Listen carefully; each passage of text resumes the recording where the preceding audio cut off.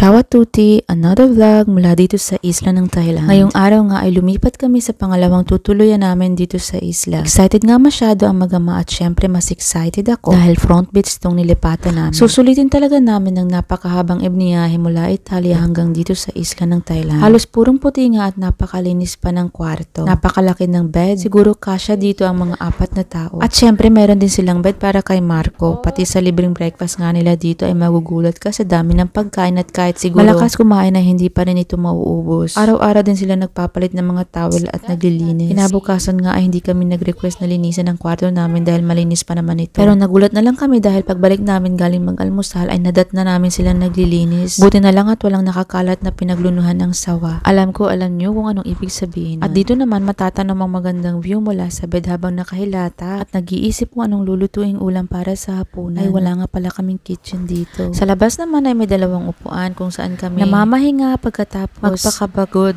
kakaswimming buong araw sa dagat, nagkakape at habang pinapanood ang papalubog na araw.